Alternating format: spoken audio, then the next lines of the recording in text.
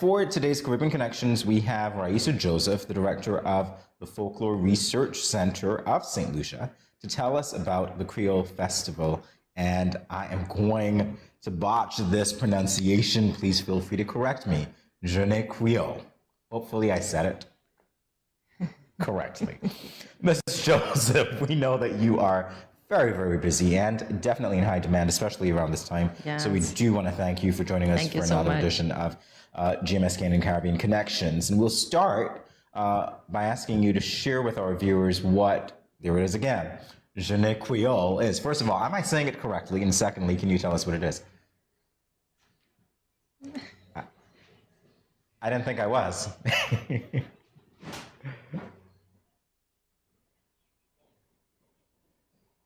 Research Center in St. Lucia, we celebrate Jounen Kweyol, usually on the Sunday closest to the international celebration, which is today, the 28th of October.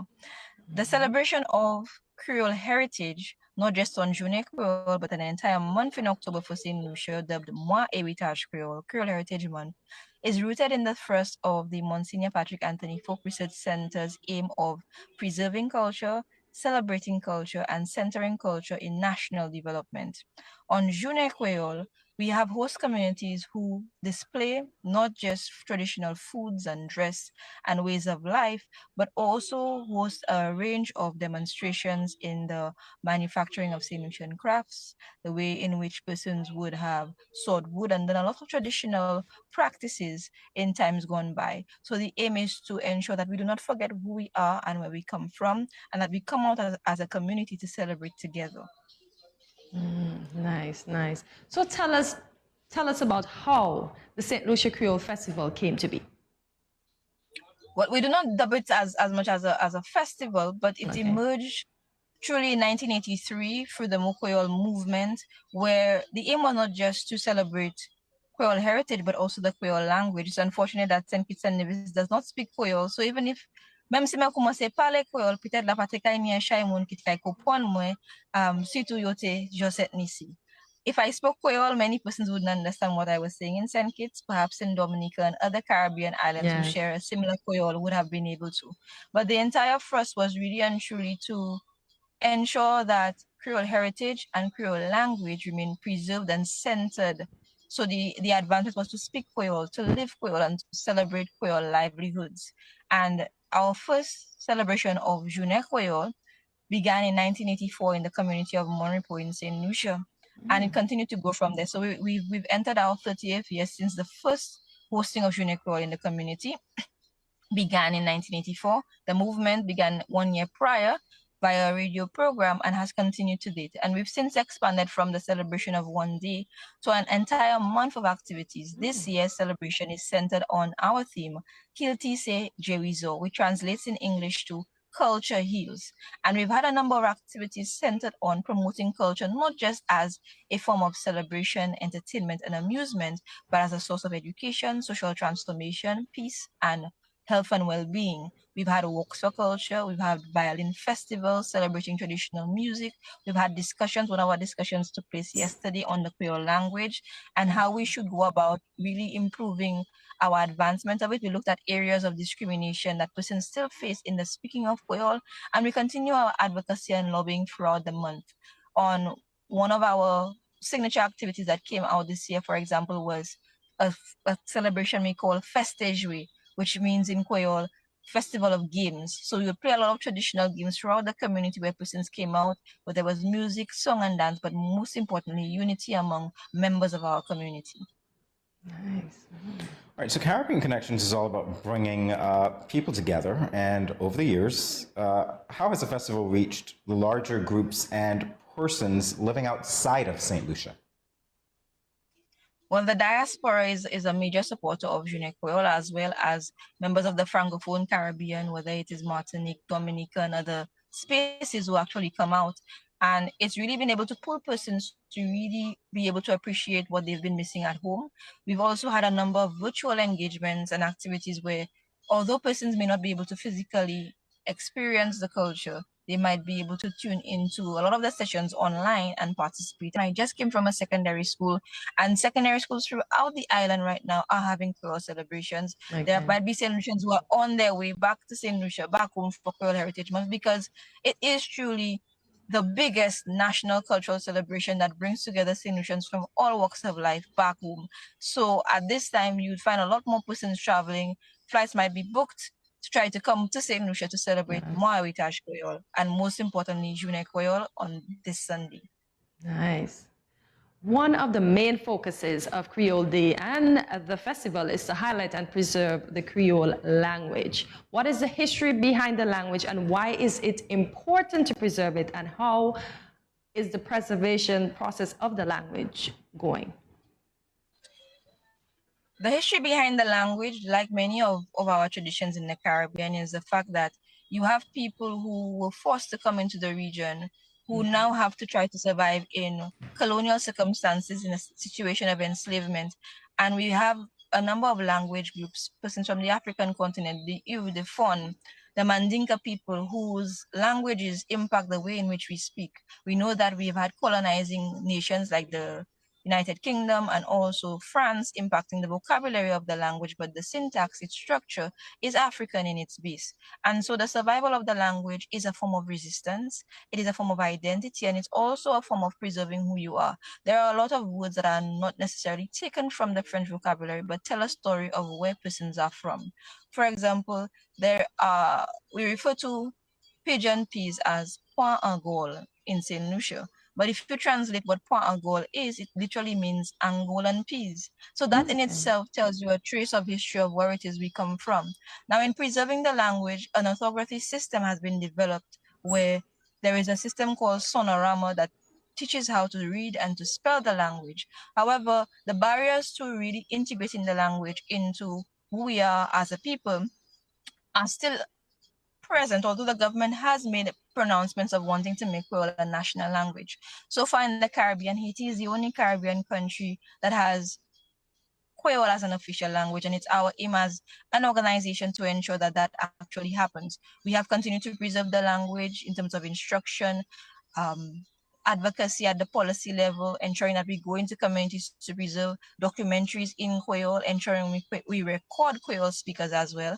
It's unfortunate, and most of your listeners may not know, but in 2018, a lot of our audiovisual documents were destroyed by fire in 2018. So we are currently in a rebuilding process of getting a lot more of the 40 plus years of history that we have recorded as an organization on St. Lucian history, St. Lucian culture, folklore, traditional celebrations, traditional cultures, and a number of other things. Right. We do a lot of writing as well. One of our publications that came out this month was a book called Kweyol, Lisson et Chanson Kweyol, which is a Kweyol hymn book. So you have Kweyol hymns, Bible verses in Kweyol. We also have our national anthem in Kweyol. So these are all part and parcel of the work that the Folk Research Center advocates in doing, in creating productions that do accurate translations of the language, advocating for Creole in our news, in our media, in our schools, and Creole preservation in general. Right, so can you tell us what are some of the activities being held to celebrate Jounen Kweyol at St. Lucia? Okay. Well, we've had an entire month full of celebrations. Earlier on, I mentioned there was a Walk for Culture. There was a Festiviolo, which was a violin festival. There was also a festival of games called Feste Jouer. We had an activity yesterday called Kosit Coming to discuss the Creole language in different communities. And we also have special productions that we're working on as an organization to document critical aspects of our history, among them to document traditional musicians in the playing of the violin, violon, a Creole. We also have ones on traditional medicine in St. Lucia and the Creole language, Creole Sialang. Today, mostly every institution in St. Lucia is having a form of Creole celebration, whether it is a lunch, whether it's a Creole assembly. During the weekend, we will have Creole masses. A number of masses will be done in Creole. The hymns will be sung in Creole. And nationally, persons will go out to the host communities. Every year, there are host communities who display different unique aspects of the community and their heritage. And persons from throughout the island and the diaspora and visitors as well will go to these communities. This year it will be held in Choiseul and in our capital, Castries, in the central part of the city. And we have a number of local performances, solo groups. We have traditional drumming. We have displays of sewing, craft making, with thatch huts, basket weaving. A number of things will be out in display in the various communities. And outside of these host communities as well, all communities are having their own celebrations as well. So it really is a national celebration. Nice. All right, Rhyesa, you mentioned that you were just outside of a school. The question that I Yes. have for you is, apart from everything else that you've discussed, is there something specific that is being done to educate the younger generations about Creole and sustaining the culture? Well, the first is to incorporate more of Creole teaching formally in schools. That is not done at the national level as yet. However, there are elements that are infused in terms of other aspects of our heritage, such as our flower festivals and teaching of students, and ensuring that in terms of government policy and the formation of the teaching of St. Lucian history, that Creole forms a big part of that education and thrust. We do go out to schools, and schools themselves also have various initiatives that they engage in. I recently was a judge on Wednesday at a pageant called Jounen Kweyol, so youth in Kweyol, where it was done fully in Kweyol. Students were able to express themselves, display national dress, and also perform talents fully in Creole. The St. Joseph's Convent hosted that, and a number of schools also have activities like that. They have various cultural practitioners who go out to schools, particularly during the month of October, to do a range of displays, whether it's moko jumbies, whether it's masquerade elements, whether it is traditional drum groups. They have a range of them coming into the schools to teach the children about storytelling, about tying our traditional head wrap, our tetma. A number of things happen where practitioners go into the schools, and this is happening throughout the month, and especially in the final week of October where persons come in. But outside of that, we as an organization continue to facilitate school tours, to advocate for Creole literature in schools, and to lobby as many organizations as possible, particularly government and private sector entities, to support our work as an NGO, because culture is truly all of our Yes. responsibility, because it's our collective heritage. Well, Rhyesa, I'm a foodie. So you gotta tell me, what are some of the cuisines and delectable dishes people can expect at Jounen Kweyol? There are a lot of Creole delicacies. We have the traditional green fig and saltfish. There is breadfruit and saltfish. There is a one pot we call bouillon, which is made with salted pig and Okay. pigtail. It is delicious. Anyone who has it will love it. There's also kalaloo crab and dumpling in our one pot stew. We have avocado balls with farine. There are a range of things, and these are just the main courses. There are also a lot of Creole treats that persons would normally get, made with coconut, made with tamarind, made with local fruits, jams and jellies, confectionaries, a range of things. There are traditional wines made during this time too, and also rums. So when you come out, you can experience that, as well as locally stewed and prepared rabbit. We have crab, fish, a range of seafoods that persons will experience in St. Lucia that they will love, with our suskai, which is a mix of onion, garlic, and traditional. I cannot explain it. You know, you wish you had television test. You have to actually come to experience. So if you're thinking about St. Lucian, think about Maui Tash Creole and being in St. Lucia to experience a full Creole heritage celebration. That's a good selling point, by the way. The fact that we don't have smell-o-vision, so you have to come to St. Lucia. You're really good at marketing it, by the way. Indeed, Rhyesa. Yeah, to taste it. Yeah, to taste it, to feel it, and you know, very often when we market our islands, we say sun, sand, and sea. But to really Yes. experience any Caribbean islands, particularly St. Lucia, you have to feel the culture. You have to hear the music. You have to hear the Exactly. people. You have to see how they prepare the food. You have to taste it for yourself to have a full Exactly. experience. So we're inviting you to come, not just for enjoyment, for education and enrichment, so you can learn about who we are as a people as well. Yes, indeed. All right, I want to talk very briefly about the different wardrobes and dances that are part of the Creole culture. Can you share with us what these are and the importance of their symbolism? We have the La Comète, There are a range of dances. I cannot tell you all of them on television, but they represent the Creole society of persons engaging in a number of ways. And on our page, when St. Lucians and St. Vincent and the Grenadine citizens and anyone watching this program come to the Folk Research Center, they will learn more about it.